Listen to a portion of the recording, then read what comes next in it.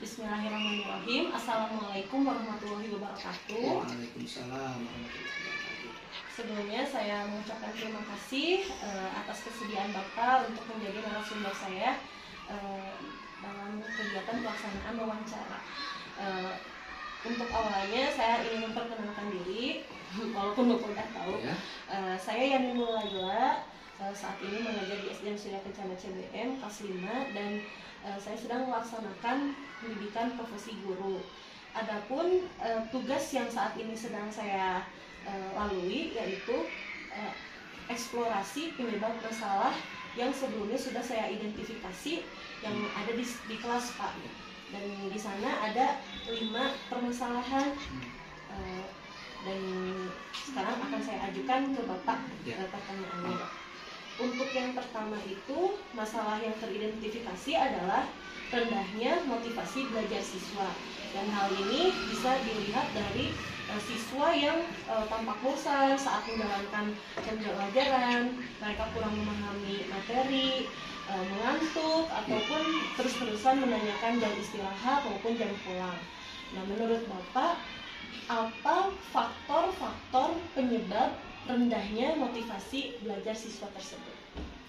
Baik, terima kasih Bu Yani. Di awal saya ingin menyampaikan selamat. Mudah-mudahan program PPG yang Ibu sedang jalani berjalan dengan lancar dan sukses. Terkait dengan pertanyaan yang tadi, penyebab anak kurang motivasi belajar.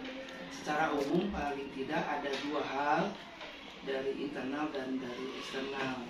Dari internal sendiri, barangkali anak belum menyadari bagaimana pentingnya berkaitan dengan ilmu pengetahuan yang ke depan akan dia menjadi bekal, sehingga dia belum sadar bahwa pentingnya menuntut ilmu itu seperti apa. Dan dalam hal itu ada peran serta guru tentunya yang harus pintar menggugah kepada anak, berikan informasi kepada anak tentang bagaimana itu pentingnya belajar untuk kesuksesan di masa yang akan datang. Bisa juga dari faktor eksternal, barangkali lingkungan dari sekitarnya yang juga belum mendukung, yang belum tidak kondusif untuk anak sendiri menyadari bahwa pentingnya belajar. Misalnya di lingkungannya memang banyak teman-teman yang senang bermain, tidak sadar berkaitan dengan pentingnya belajar itu sendiri. Tentunya juga ada peran serta guru, bahwa guru harus terlibat memberikan informasi, memberikan bugahan tentang pendidikan.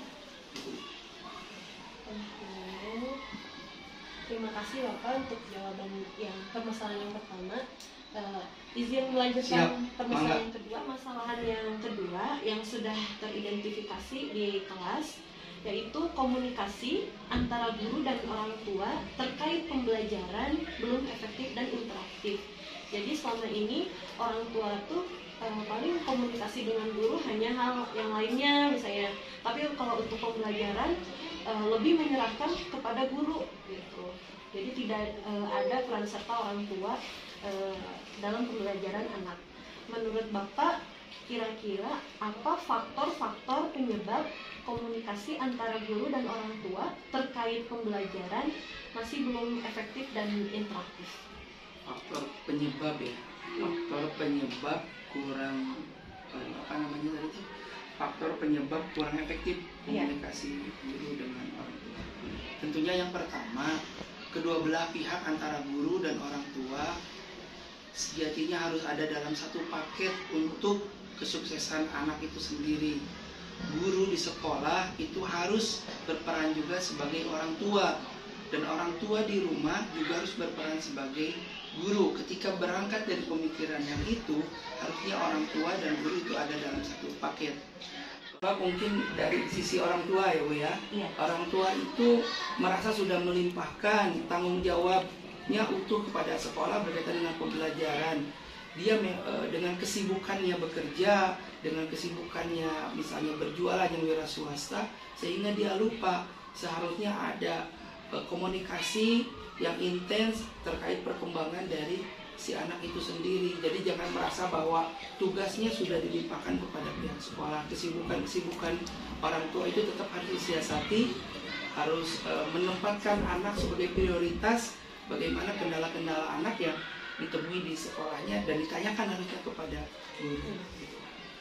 Jadi hasil dari penjelasan Bapak, kira-kira faktornya itu pertama karena waktu orang tua sibuk bekerja dan melimpahkan pendidikan ke guru, dan orang tua belum memprioritaskan pendidikan anak, serta penyebab lainnya karena guru dan orang tua belum sejalan gitu pemikirannya. Iya, seharusnya berangkat dari pemikiran untuk kepentingan anak, dan guru sendiri memang jangan sungkan ketika memberikan informasi entah itu direspon ataupun tidak. Jadi ketika hal yang paling mendasar memberikan umpan balik kepada orang tua bahwa tentang progres anak, tentang kesulitan anak itu terlepas dari dia merespon langsung atau tidak, tapi paling tidak informasi sudah tersampaikan kepada anak. Dengan informasi-informasi yang mengalir, diharapkan ke depannya barangkali ada orang tua yang lambat merespon nanti akan semakin cepat, atau bahkan yang tadinya tidak merespon menjadi merespon dan menyadari betul bahwa anak itu harus bersama-sama dimajukan oleh pihak sekolah, dalam hal ini guru dengan orang tua. Terima kasih Bapak untuk respon atas penyebab masalah yang kedua. Izin lanjut ke yang ketiga. Untuk yang ketiga, masalah yang sudah teridentifikasi yaitu kegiatan belajar mengajar belum menerapkan model pembelajaran yang inovatif dan beragam. Karena saya lihat, termasuk saya sendiri, guru itu lebih memilih pada menggunakan metode konvensional yang mana itu monoton ya Pak ya, justru membuat anak cepat bosan. Selain itu juga lebih ke teacher center gitu, jadi kurang melibatkan anak-anak. Nah, menurut Bapak, apa faktor-faktor penyebab dari KBM yang belum menerapkan model pembelajaran yang inovatif dan beragam? Hal yang paling mendasar, guru harus sadar bahwa zaman berubah,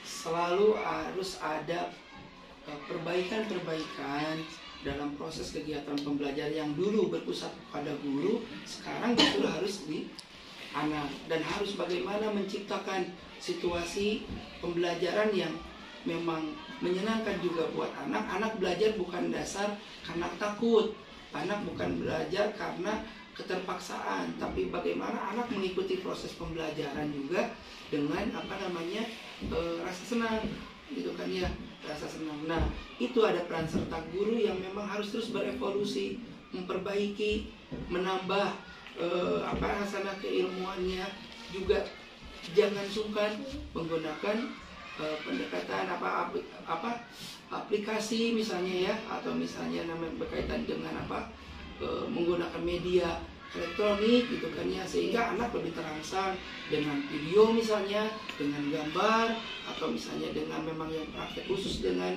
langsung dengan barangnya yang memang digunakan, misalnya di matematika bisa dengan menggunakan buah-buahan atau dengan yang lainnya. Jadi ini guru memang harus lebih kreatif, harus lebih inovatif berkaitan dengan bagaimana merangsang peserta didik supaya lebih maksimal lagi dalam belajar. Dapat saya simpulkan dari penjelasan Bapak bahwa KBM yang belum menerapkan model pembelajaran karena pertama gurunya belum sadar bahwa zaman sudah berubah, sehingga mereka lebih terpaku dan lebih sudah puas dengan pembelajaran yang sudah diterapkan yang masih konvensional. Dan kedua, karena guru belum berevolusi mengikuti dan belum menambah hasanah keilmuannya. Harus selalu menambah, betul, harus menambah hasanah keilmuannya, dan harus beberapa langkah lebih maju dibandingkan zaman dahulu, karena perkembangan anak itu kan zaman sekarang beda dengan dulu gitu. Dan yang lainnya, guru belum mengadopsi teknologi dalam pembelajaran. Harus mengoptimalkan. Sekarang kan kita jaringan internet sudah tersedia, peralatan berkaitan dengan IT juga sudah tersedia, dimaksimalkan itu supaya anak-anak juga tadi bisa mengikuti pembelajaran dengan lebih senang, lebih memaksimalkan saat dengan kreativitas Iya, dan guru harus lebih kreatif. Ya. Baik, terima kasih Bapak untuk responnya. Izin lanjut ke permasalahan berikutnya, yaitu rendahnya kemampuan siswa dalam menyelesaikan soal HOTS. Jadi saat orang guru memberikan soal yang membutuhkan daya pikir tinggi, siswa itu tidak bisa menjawabnya, bahkan terus bertanya kepada guru bagaimana caranya menyelesaikannya. Nah, menurut Bapak, faktor-faktor penyebab rendahnya kemampuan siswa dalam menyelesaikan soal HOTS itu apa saja? Siswa itu tadi seperti yang di pertanyaan awal tidak lepas dari dari orang tua dan guru gitu kan. Dan kemampuan anak menyelesaikan soal HOTS itu juga tidak terlepas dari bagaimana kemampuan literasi anak gitu kan ya, untuk anak itu sekarang cenderungnya ingin cepat ingin cepat menyelesaikan soal-soal, juga cepat sekali menyimpulkan gitu kan, menafsirkannya dengan cepat. Nah, untuk yang itu kan dibutuhkan pengetahuan yang luas. Pengetahuan luas yang itu bisa digali juga dengan kemampuan literasi yang baik dari anak tersebut gitu kan. Harus akrab juga anak itu dengan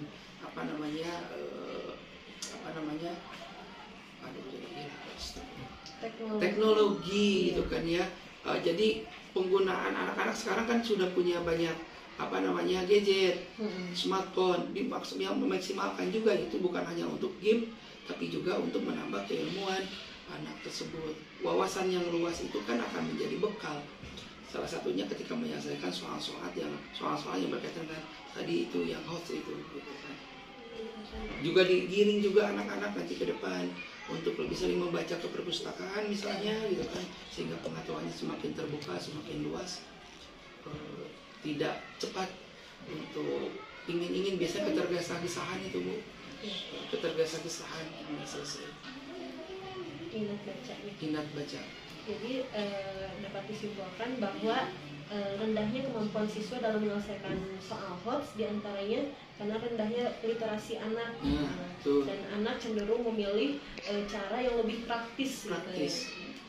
Serta masih kurangnya pemanfaatan teknologi siswa. Jadi kebanyakan walaupun punya gadget lebih ke hal yang lain, ke game, ke yang lainnya, sementara untuk berkaitan dengan pengetahuan menjadi nomor sekian. Serta peran guru juga untuk lebih memotivasi siswa untuk lebih banyak membaca ya. Iya, untuk meningkatkan minat baca siswa.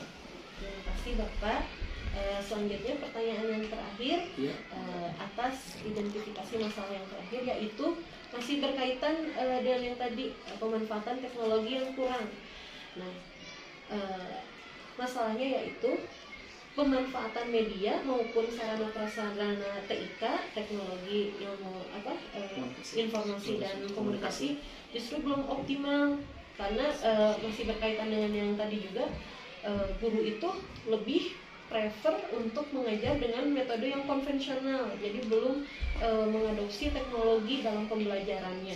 Menurut Bapak, apa faktor-faktor penyebab dari pemanfaatan media maupun sarana prasarana TIK yang belum optimal tersebut? Kembali bahwa anak itu bukan miniatur orang dewasa. Anak itu butuh model, dan guru harus menjadi model bagi anaknya.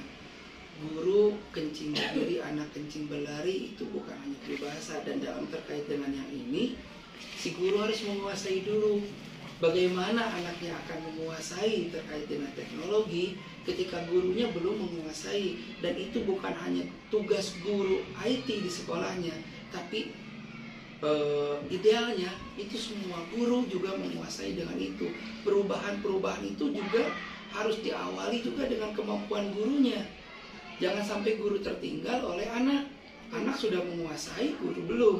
Seharusnya guru sudah beberapa langkah lebih depan, lebih cepat dari anak, sehingga guru bisa mentransfer, memberitahu perihal misalnya keoptimalisasi dari IT tersebut. Guru juga memberikan